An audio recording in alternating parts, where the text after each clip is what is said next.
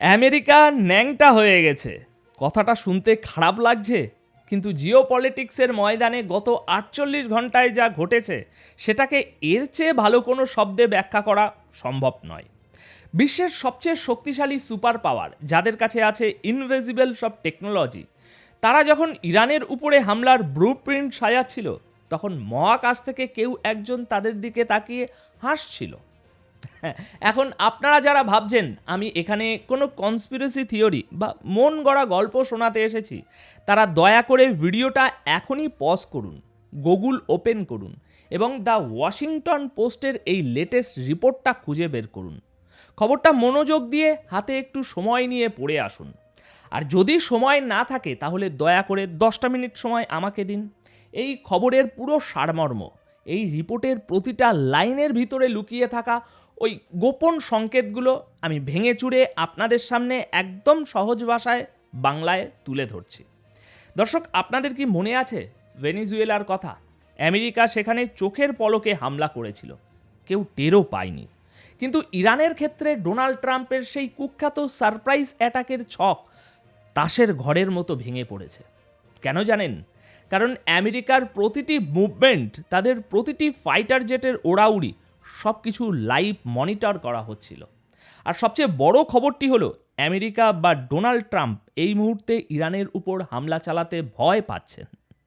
প্রিয় দর্শক, আজকের এই প্রতিবেদনে আমি এমন কিছু ক্লাসিফাইড তথ্য এবং স্ট্র্যাটেজিক ফেলিয়ারের কথা বলবো, যা শুনলে আপনি বুঝতে পারবেন পুরো খেলাটা ভাই ঘুরে গেছে।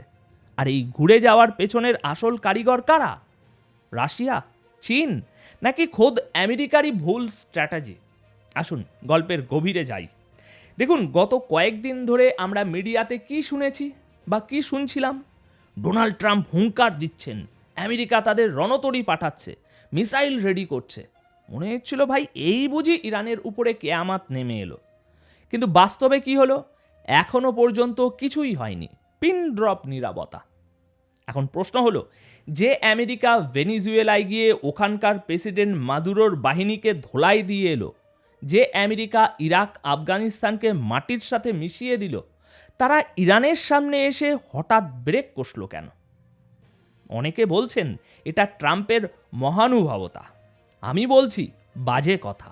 এটা মহানুভবতা নয়, এটা হলো বাধ্যবাধকতা। আমেরিকার একটা ফার্স্ট প্ল্যান ছিল, একটা মাস্টার প্ল্যান। প্ল্যানটা ছিল খুব সিম্পল, হিট অ্যান্ড রান।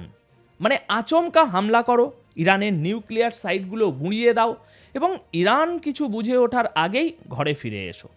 এটাকে মিলিটারি ভাষায় বলে সারপ্রাইজ এলিমেন্ট। ইতিহাস সাক্ষী, আমেরিকা যখনই বড় কোনো অপারেশন সাকসেসফুল করেছে, তার পেছনে এই সারপ্রাইজ এলিমেন্ট ছিল চাবিকাঠি। কিছুদিন আগে যখন আমেরিকা B-2 বম্বার দিয়ে ইরানের ইস্পাহান, নাতাঞ্জ আর ফার্দোতে হামলা করেছিল, তখন ইরান টেরও পায়নি, কারণ ওটা ছিল সারপ্রাইজ।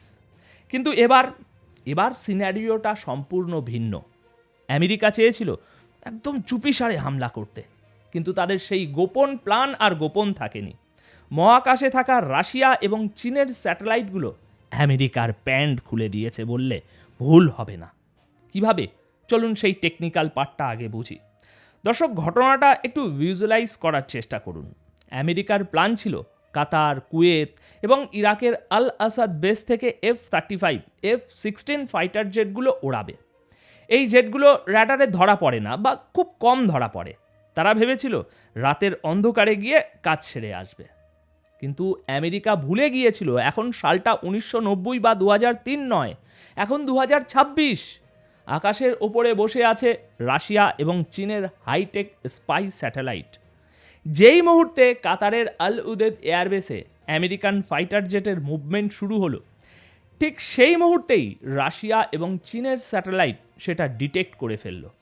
ভাবুন একবার, F-35 মতো স্টেলথ ফাইটার নড়াচড়া করছে, আর সেই খবর সাথে সাথে পৌঁছে যাচ্ছে তেহরানে। সোশ্যাল মিডিয়া এবং ইন্টেলিজেন্স সোর্সে খবর ছড়িয়ে পড়ল, আমেরিকার B-2 বম্বার দেখা গেছে, F-35 প্রস্তুত হচ্ছে। আর এই খবর লিক হওয়ার সাথে সাথে ইরানের রিয়াকশান কী ছিল জানেন? তারা কোনো ডিপ্লোম্যাটিক আলোচনায় যায়নি। ইরান সোজা তাদের মিসাইল সিস্টেম অন করে দিল।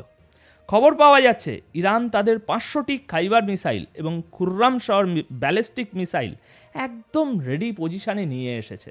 টার্গেট মধ্যপ্রাচ্যে থাকা আমেরিকার 8টি বড় মিলিটারি বেস।